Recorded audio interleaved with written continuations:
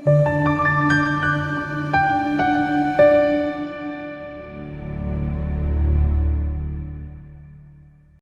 ukukhuluma nawe kwi-channel. Siyathobeka kakhulu nje ukwazi ukuthi sithole ithuba elifana naleli lokwazi ukuthi njalo sikhulume nawe.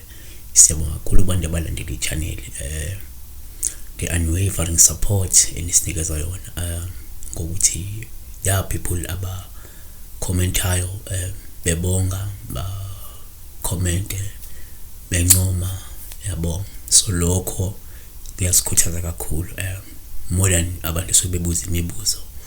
Sikhuthaza ukuthi kukhona abantu just come and say no, we thank you. Sisizakele.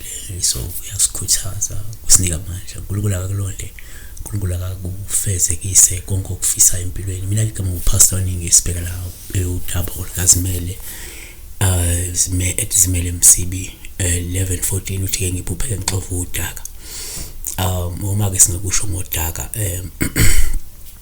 akuvamile ukuthi ngaba uphawu oluhle, but ngaba uphawu oluhle futhi kanjani kanje. Number 1, uma uphupha udaka uphawu esingathatha njengolubi uma uluxova, olungasho ukuthi kukhona isifo esingahle sehle kungekudala.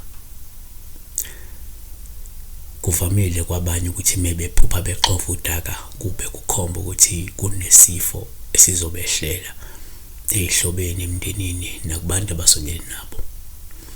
2, futhi uma uphupha udaka kungaba uphawu olubi uma uluxova.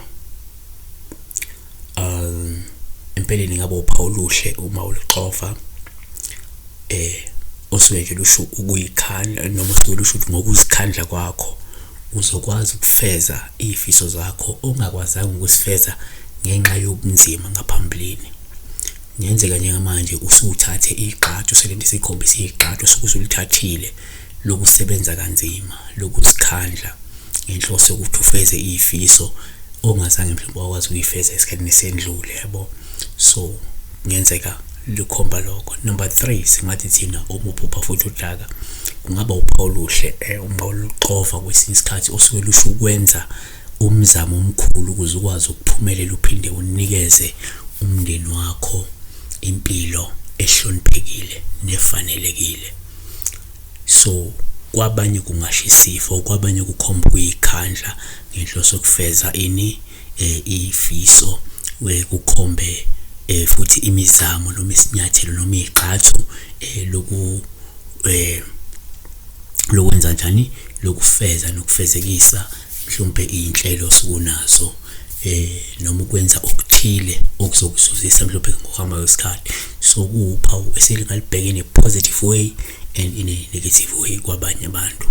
Siyabonga kakhulu, uNkulunkulu akakulonde kubusise. Usabheka umfanekiso oqoshiwe, ungalike, ungasubscribe, uqinisekisa ukuthi inamba uyithethe kuphela uma ungumlandeli futhi isebenzisa inamba through ama calls hayi WhatsApp. Isebenze kuphela nje kuma calls, ungifonele uyichaza igama ucela ukusizakala nje lofuna ukusizakala ngakhona. Siyabonga kakhulu. Be blessed.